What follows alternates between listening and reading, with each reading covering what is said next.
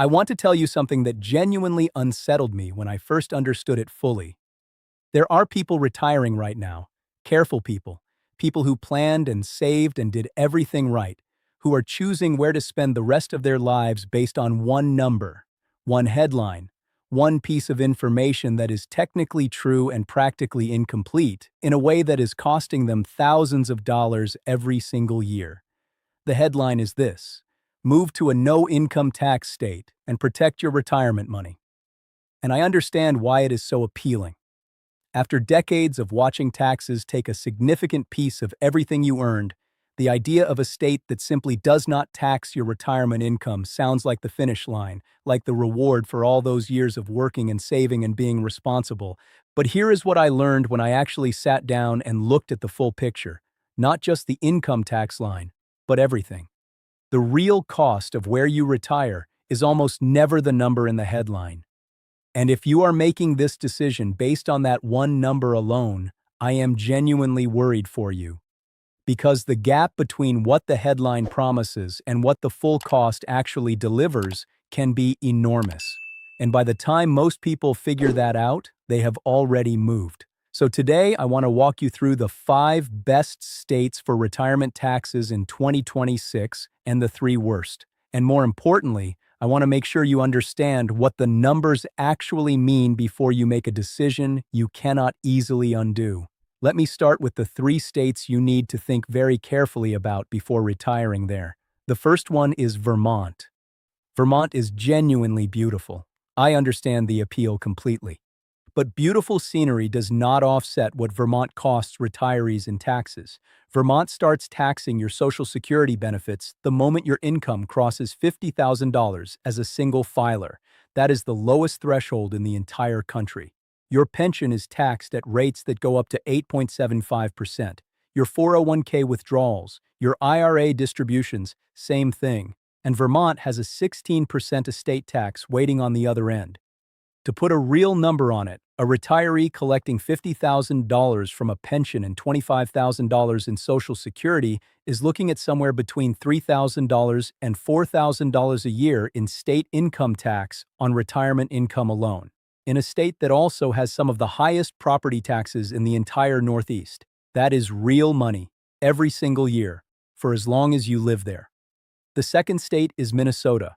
Minnesota has genuinely excellent health care. The Mayo Clinic is there, and that matters to a lot of retirees. I understand completely why people consider it.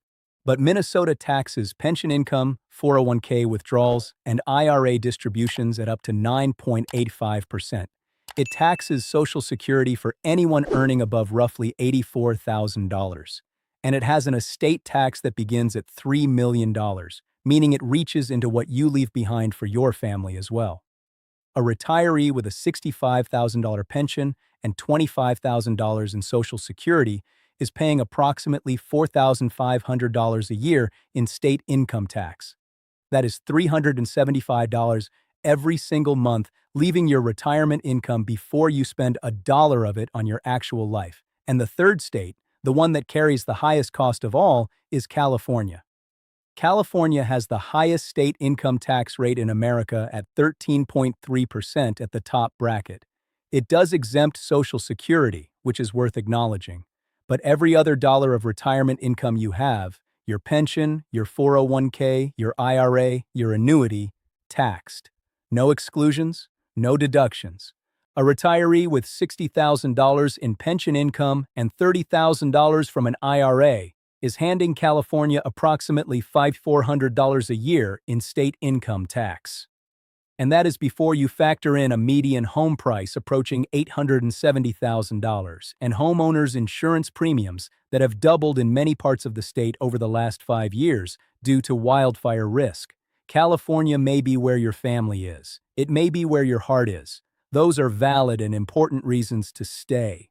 But go in with your eyes open about what it costs. Now, here is where I need to slow down and say something important before we get to the best states. When I sat down a few years ago and really looked at this, not just skimming articles but actually working through the real numbers for our situation, I had a moment that genuinely stopped me. We had been looking at Florida, seriously looking, No state income tax. Written into the state constitution. Warm winters. Everything you read about Florida retirement made it sound like the obvious answer, and then I started looking at the full picture. Homeowners insurance in Florida now averages over $7,100 a year, the highest in the nation. In coastal counties, it is $10,000 or more, and that is before flood insurance, which is separate. I sat with that number for a long time. Because here is what it means practically. If you save $3,000 a year by avoiding state income tax, which is a real saving, I am not dismissing it, but you spend $5,000 or $6,000 more on insurance than you would somewhere else, you have not saved anything. You have lost money on the move while telling yourself you made a smart financial decision. That is the moment I understood that retirement tax planning is not about finding the best headline. It is about running the full numbers on your specific situation. Every category, every cost, not just the one that gets put in the title of every article you read. With that said, here are the 5 states that came out strongest when you look at the complete picture. Number 5 is Iowa. Iowa is one that most people never consider, and I think that is a mistake. Iowa recently overhauled its entire tax code. Starting at age 55, all retirement income is completely exempt from state tax. Social Security, pensions, 401k withdrawals, IRA distributions, zero. They also eliminated the inheritance tax in 2025, and the flat income tax rate is dropping to 3.9%, which retirees living on retirement income will not even see. The honest weaknesses, cold winters, limited amenities outside of Des Moines, property taxes around 1%, and thinner healthcare access outside the major cities. But on pure retirement income protection, Iowa is doing something quietly significant that most people have not noticed yet. Number 4 is Nevada. No state income tax, no estate tax, no inheritance tax. Property taxes that rank among the 3rd lowest in the country at 0.47%. A retiree with a $400,000 home is paying roughly $1,800 a year in property tax. Nevada's weakness is healthcare. It ranks 35th nationally with about 188 doctors per 100,000 residents. If you are healthy and do not anticipate needing regular specialist care, Nevada works extremely well. If you are planning for the next 15 or 20 years and want reliable access to a deep bench of medical specialists, that gap matters in a way that is very difficult to put a price on until you actually need it. Number 3 is the one that surprises almost everyone. And it is the one I want you to pay closest attention to. Pennsylvania. I know. A state with an income tax in the top 5. Stay with me. Pennsylvania exempts 100% of your Social Security from state tax, 100% of your pension, public or private, 100% of your 401k withdrawals, 100% of your IRA distributions, no income cap, no phase out. The flat 3.07% rate applies only to earned income, investment income, and capital gains. What that means in practice is this. If you are a retiree living on Social Security, a pension, 401k withdrawals, and IRA distributions, your Pennsylvania state income tax bill is zero. Functionally identical to Florida. Functionally identical to Tennessee. Let me put a real comparison on the table. A retiree in California with $60,000 in pension income and $30,000 in investment income pays approximately $5,400 in state income tax.